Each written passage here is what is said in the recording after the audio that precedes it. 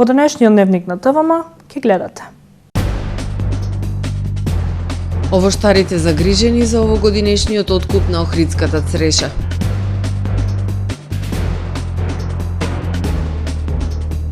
Интензивни градежни активности за реконструкција на улицата Гоце Делчев во Охрид.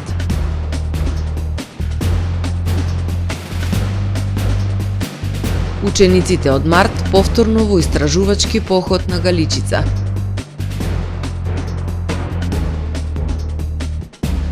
За примена на нечесни трговски практики и непочитување на закони ќе се затвараат маркети, рече Трајковски.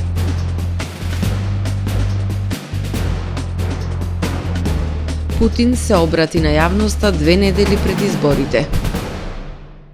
Со содржините во дневникот започнуваме повременската прогноза. Останете со нас. Трпе Инвест ви донесува метео на ТВМ.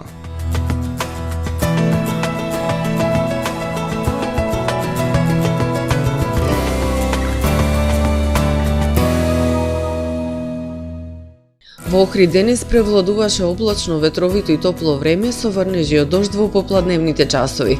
Максималната дневна температура изнесуваше 13 степени Целзиусови. Врнежите од дожд ќе продолжат и во текот на ноќта четврток кон петок. Во петок над Европа ќе се наоѓаат 2 одделни центри на поле на низок воздушен притисок. Едниот над британските острови и кој во југозападна, западна и северозападна Европа ќе услови нестабилно време со врнежи од дожд, кои што ќе бидат проследени со засилен ветер. Другиот циклон се наоѓа над централен Медитеран и во поголем дел од Апенинскиот и Балканскиот полуостров ќе услови нестабилно време со врнежи од дожд. Во останатите предели од Европа претежно стабилно време со локална облачност. На Балканскиот полуостров утре ќе преовладува умерено облачно и нестабилно време со врнежи од дожд. Локално ќе преовладува претежно облачно време. Максималните дневни температури ќе се движат од 11 до 17 степени. Во Македонија во петок ќе преовладува умерено облачно и нестабилно време со врнежи од дожд. Ќе биде ветровито и посвежо со пад на дневните температури. Во западните, југозападните и јужните предели локално се очекува да наврнат и до 15 литри дожд. Ќе дува до умерен југоисточен ветер кој што ќе достигне брзина и до 25 км на час.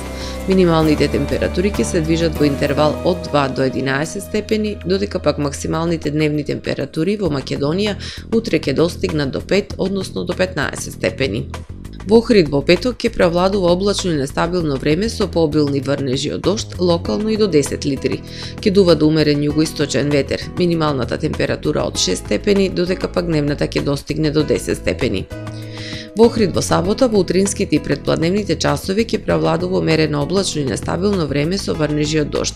Во текот на денот врнежите ќе престануваат и ќе преовладува умерено облачно време. Дневната температура ќе достигне до 14 степени.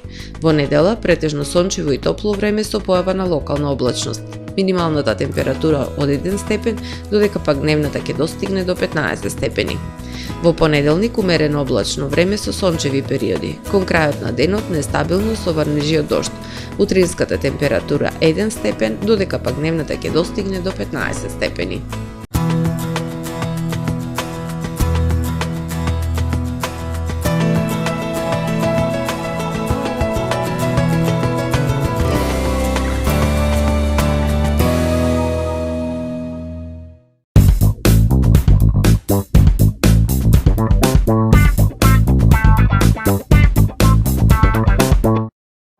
Тамаро е 25 години охридски водечки лидер и препознатлив бренд. Обуките од менаџерскиот тим се доказ за максимална посветеност кон вработените. Тамаро Холдингот се грижи за организацијата и на време од пренесените информации кои отсликуваат тимската работа. Секој успех на вработениот е успех и на компанијата. Маркетите располагаат со производи со висок квалитет од секакви брендови по одлични цени. Вкусните печива од Анабела пекарата се веќе омилен појадок на многу потрошувачи во Охрид. Анабела кујната услужува голем број на потрошувачи и компании.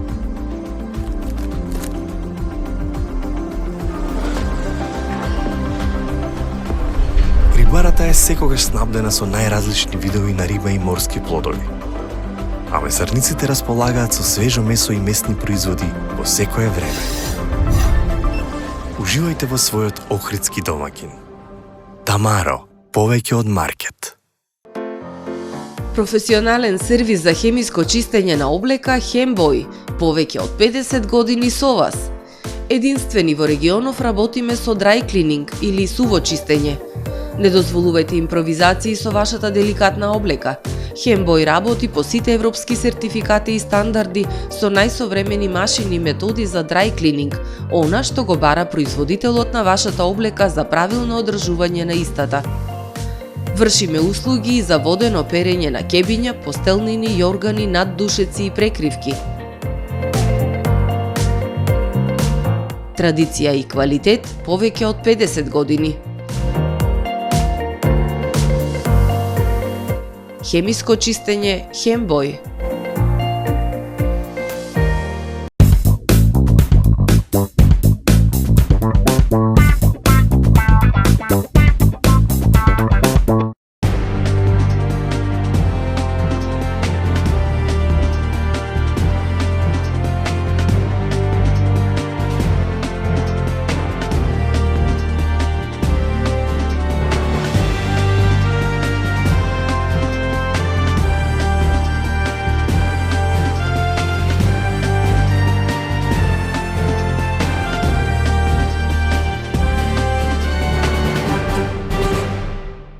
Добар ден.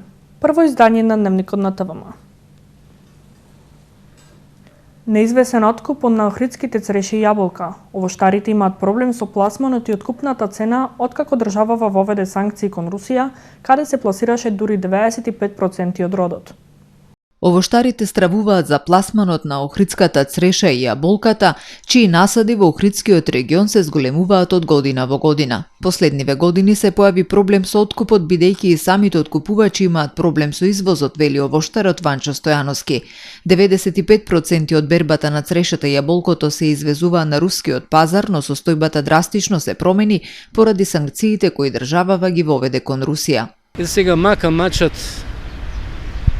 нашите извезувачи, посебно од Ресенскиот дел, тие откупуваат овие овошни култури, јаболкото и црешата од Охридскиот регион, веќе драстично се осети при откупот минатата година, кога откупот верувајте одеше од шлепер до шлепер. Не се знаеше дали утредента ќе продолжи откупот или не, али се надеваме дека ќе најдат сили и начини како да ги пробијат овие бариери. Тука и една паметна држава, значи мора да пронајде начини канале во овој случај преку Србија. Овоштарите покрај со пласманот на родот имаат дополнителен проблем и со откупната цена. Минатата година откупот на црешата започна по цена од 90 до 100 денари за килограм, за само по неколку дена да се намали на 60 денари. Затоа виновни сме самите одгледувачи на цреша, бидејќи не сме доволно организирани за да седнеме со откупувачите и да формираме една стабилна цена, вели Стојановски. Додава дека годинава под цена од 110 до 120 денари по килограм ќе се доведе во прашање рентабилноста на производството. Порачува земјоделците да се организираат во задруги со цел да се зголеми квантитетот и квалитетот на производството, но и да се постигне повисока откупна цена. Субвенционирањето оди редовно. Едино би апелирал на градинарите и воопшто на сите што се бават со земјоделие, посебно со овоштарство, пожелно да се организираат во задруги, бидејќи тука субвенциите се далеку поголеми и многу полесно можете да ја пласирате, да пласирате производот и да ги намалите производните цени, бидејќи имате прилика да намалувате на големо, односно заеднички џубрива, препарати за прскање, во секој случај со посигурни. Државата за задруги субвенционира 80% од опремата и во секој случај за другите помагаат и при едукација на земјоделците, што навистина нам доста не фали. Охридскиот регион со своите специфични климатски услови дава посебен вкус на овошките, посебно јаболката и црешите. Последните 15 на години се шират насадите со две сорти кои посебно се издвојуваат по својот квалитет, познатата охридска долгошишка и охридска црна. Со одгледување на цреши се занимаваат релативно млади луѓе, бидејќи е попрофитабилна од останатите култури. Интензивни градежни активности за реконструкција на улицата Гоце Делчев во Охрид. Градежните активности за реконструкција на улицата Гоце Делчев се одвиваат интензивно и по утврдена динамика, информираат од локалната. Во моментов јавното предпријатие Нискоградба работи на изградба на атмосферска канализација во должина од 1200 метри. Веќе е завршен приклучокот на новата атмосферска мрежа по кракот на улица Сатеска во населба Далјан. Екипите на изведувачот Ада Илинден вршат партерно уредување и замена на бекатон елементите и рамниците по должина на улицата во населбите Далјан и Воска, а кабелските оператори Евона и Телеком работат на спуштање на својата мрежа подземја. Во рамки на проектот за реконструкција на оваа важна сообраќајница, предвидено е поставување на нов асфалт на коловозот, како и ново јавно осветлување, информираат од општина Охрид. Почнува нов циклус еколошка едукација на учениците. Во рамките на мрежата за искуствено учење, учениците имаат можност да се едуцираат за природата и заштитата на животната средина. Во рамките на проектот досега се едуцирале над 1200 ученици. Најголем интерес имаше за Националниот парк Галичица, каде се едуцираа 500 ученици. Од месец март започнува нов циклус на мрежата за искуствено учење. Станува збор за заедница на научно-едукативни установи, профилирани во областа на природните науки, која осмислува и спроведува искуствени воннаставни еколошки активности за совладување на научните концепти во основното и средното образование. Во фокусот на овој потват од национално значење се популаризација на природните науки, кривање на свесноста за важноста на заштитата на животната средина и намалување на влијанието на климатските промени на човекот врз природата. Ова еколошка едукација е наменета за ученици од основно образование, со тоа што сите едукативни центри имаат развиено едукативни програми и за они од средното образование. Начинот на пријавување е едноставен, секој наставник или професор може да ги пријави своите ученици на самата официјална веб страна на мрежата за искуствено учење, да се резервира свој термин и веднаш, односно штом резервира, координаторот на проектот ќе ги сконтактира и доста е важно да напоменеме дека проектот и оваа година ги покрива патните трошоци на учениците. Наставните програми во својата содржина не ја опфаќаат доволно областа на екологијата, што доведува до негативно влијание врз училишната популација, а тоа индиректно влијае на состојбата на животната средина. Главната цел на еколошката едукација е да се објасни важноста на еколошкото образование на младите во општеството. Националниот парк Галичица во рамки на мрежата за искуствено учење има изготвено 4 работилници во зависност од возраста на учениците. Може да се пријават на работилницата млади ренџери, екоамбасадори, млади истражувачи и доста важно е да напоменеме дека оваа година на мрежата за искуствено учење имаме надополнување со една нова компонента, загадување пред на воздухот и како истиот влијае врз животинскиот свет и човекот. Во самите рамки на оваа мрежа, Националниот парк Галичица доби нова опрема. Нормално тука располагаме со силно развиена инфраструктура, со самата реконструкција на паркот. Пред 2 години се отвори новата лабораторија во рамки на инфоцентарот. Оваа година добивме нови микроскопи, ентомолошки мрежи, ентомолошки чадори, се она што е потребно за да се впуштат учениците во истражувачки поход. Проектот Мрежа за искуствено учење го спроведува Македонското еколошко друштво во координација со УНИЦЕФ, а истиот е финансиран од страна на Шведската агенција за меѓународен развој и соработка. Во мрежата се вклучени 6 институции: Националниот парк Галичица, Хидробиолошкиот завод Охрид, Едукативниот центар за зачувување на природата Негрево, Народната техника Скопје и Македонското еколошко друштво со канцеларија во Ресен. Во рамките на проектот досега се едуцирале над 1200 ученици. Најголем интерес имаше за Националниот парк Галичица, каде досега се едуцираа 500 ученици. За примена на нечесни трговски практики и непочитување на закони ќе се затвараат маркети, рече директорот на Државниот пазарен инспекторат Горан Трајковски. Државниот пазарен инспекторат нема да го чека утрешниот ден, односно целосното завршување на одлуките на владата за гарантирани цени, туку како и досега во континуитет, така и денес излегуваме на терен и ќе извршуваме надзори во сите големи маркети во Република Северна Македонија по сите закони по кои постапува пазарниот инспекторат, рече директорот Горан Трајковски. Во изминатиот период пазарниот инспекторат беше на ниво на својата задача и во интерес на сите засегнати страни, а најмногу во интерес на граѓаните, постапувавме и не дозволивме никој да применува нечесни трговски практики, а со тоа и да не ги почитува антикризните мерки донесени од страна на владата. Вака ќе продолжиме да постапуваме и во иднина, а секое постапување спротивно од законите кои се во наша надлежност ќе биде казнето, потенцира Трајковски.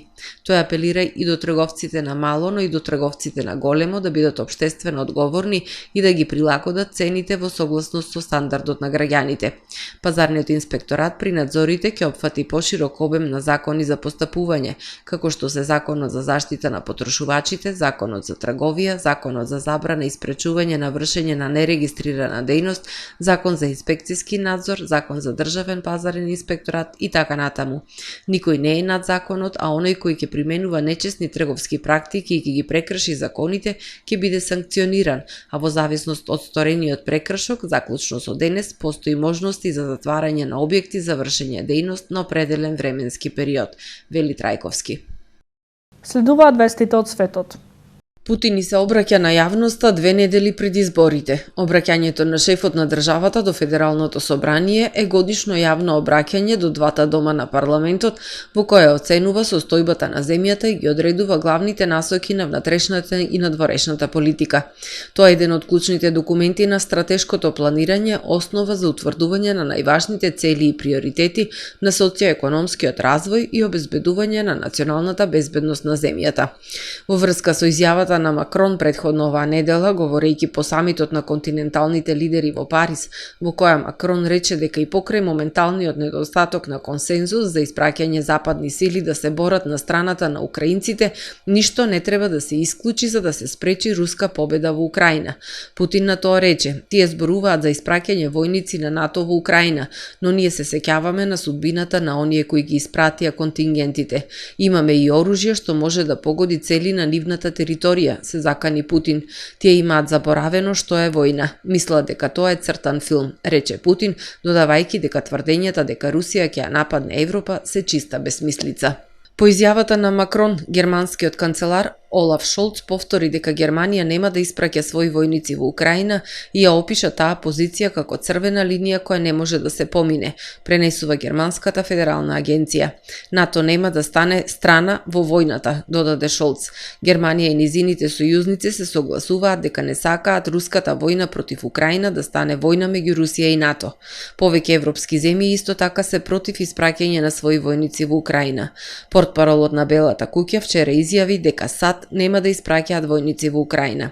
Изјавата на Макрон за испраќање војници во Украина покажува дека тој не е свесен што зборува, рече портпаролката на Руското министерство за надворешни работи Марија Захарова. Едно лице загинало, а 5 се повредени при пат на хеликоптер во океан во близина на брегот на западна Норвешка, соопштила тамошната полиција. Норвешките власти соопштили дека хеликоптерот за време на несреќата бил во тренинг мисија за пребарување и спасување, пренесува Ројтерс. Причината за несреќата се уште не е позната. Производителот на хеликоптерот рекол дека безбедноста на овие летала е нивен главен приоритет и дека се подготвени да ја поддржат истрагата во која би се утврдиле причините за несреќата. Најмалку 14 лица загинале, а 20 се повредени кога пикап камион се превртел и паднал во провалија во индиската област Диндори во централната индиска држава Мадја Прадеш. Индискиот портал Трибјун пренесува дека меѓу загинатите имало 7 мажи, 6 жени и 1 момче.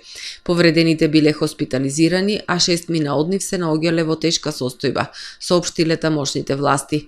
До несреќата дошло кога возачот во кривина изгубил контрола над возилото, пошто истото се превртело и паднало во провалија длабока околу 15 метри. Според првичните информации, жртвите се враќале од прослава за новороденче. Почитувани гледачи, ова е се во првиот дневник на ТВМ. Ви благодарам за довербата. Пријатно.